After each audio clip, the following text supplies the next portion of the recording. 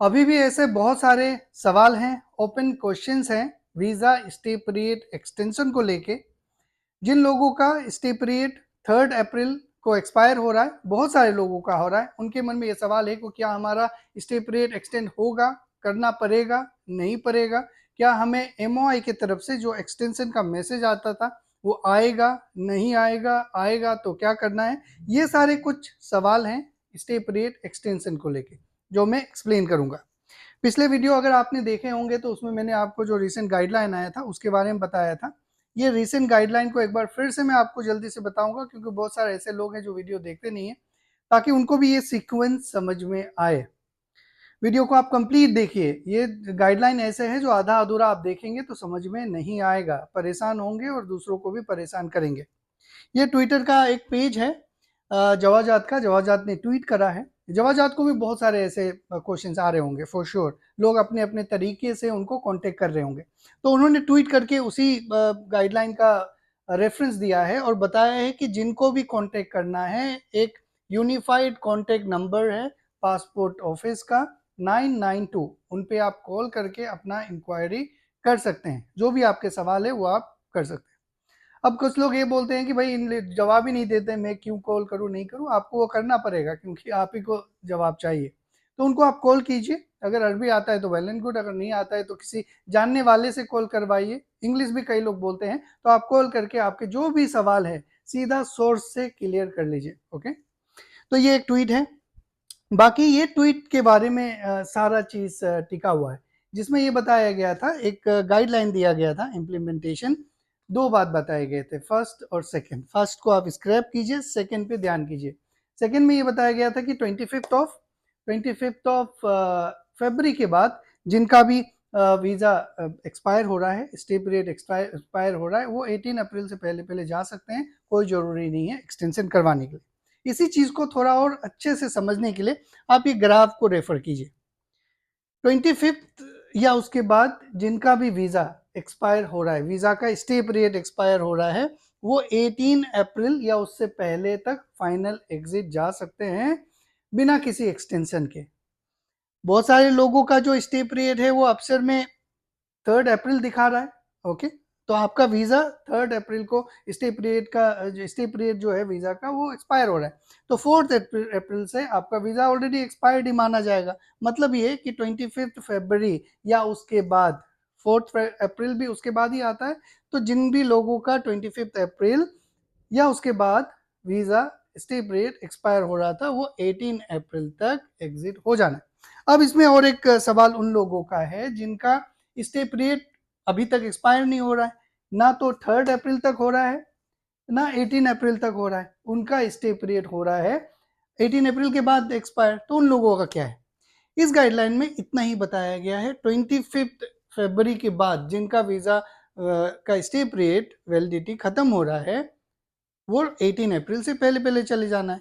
तो जाहिर सी बात है, जिनका 18 अप्रैल तक अगर वीज़ा का स्टे पीरियड खत्म नहीं होगा, वो लोगों को जो भी वीज़ा का स्टे पीरियड खत्म होने वाला डेट है उससे पहले जाना है। अब वो डेट कहाँ से पता चलेगा?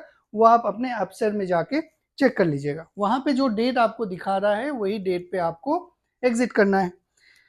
ये एक और डायग्राम मैंने आप लोगों को समझाने के लिए बनाया है। देखिए, ये 18 अप्रैल तक अगर आपका वीज़ा एक्सपायर अगर होता है, तो 18 अप्रैल तक अगर हो गया तो 18 अप्रैल तक जाइएगा। अगर 18 अप्रैल के बाद जो भी डेट में हो रहा है वो डेट में जाइएगा। वो डेट आपको कहाँ पता चलेगा? अफसर में आप लॉगिन करेंगे तो वहाँ पे आपको पता चल जाएगा। क्लियर हो गया किनको जाना है, कब जाना है, क्या है?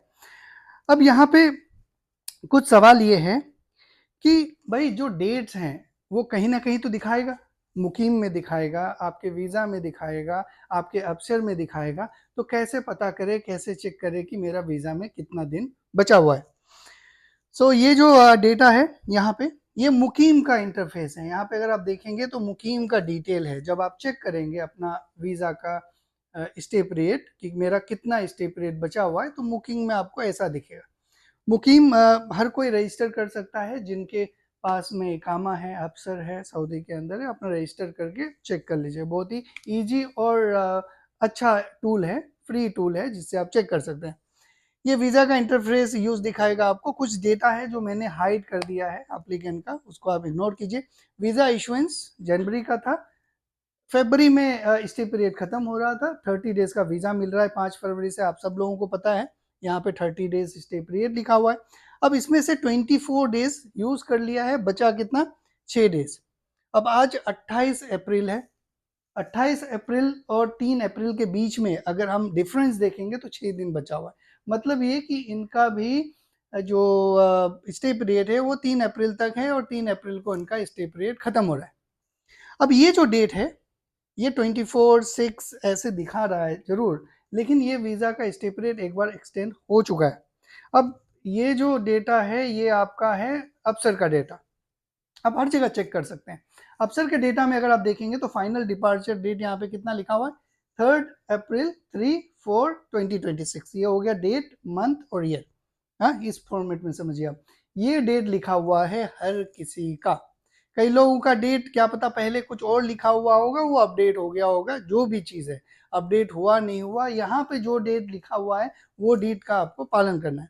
अब यहाँ पे 3 अप्रैल लिखा हुआ है, मतलब ये कि आपका वीज़ा का स्टे पीरियड 3 अप्रैल को ख़त्म हो रहा है और आपको 18 अप्रैल से पहले पहले चले जाना है। यहाँ पे मान लो आपका लिखा होगा 30 अप्रैल, तो आपको 30 अप्रैल से पहले पहले जाना है। ठीक हो गया, ये सारे डिटेल हैं यहाँ पे अफसर का।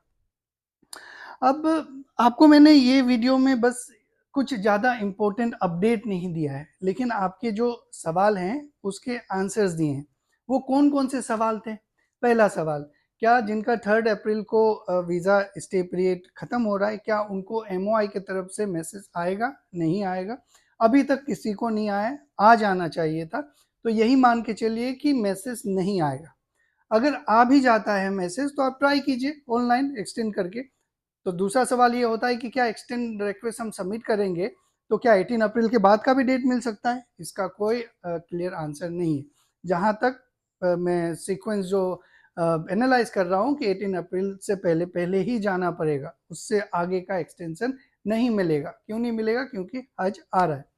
तीसरा बात, जो एक्सटेंशन है लोगों का, क्या उनके लिए उन्हें पैसे देने पड़ेंगे? क्या एक्सटेंशन करना जरूरी ही है? नहीं, कोई जरूरी नहीं है एक्सटेंशन करना। क्यों? क्योंकि ऑलरेडी जो गाइडलाइन है उसमें क्लियर कट लिखा हुआ है कि भाई आपका वीज़ा अगर 25 या उसके बाद एक्सपायर हो गया हो स्टे पीरियड, तो आप 18 अप्रैल से पहले जा सकते हैं।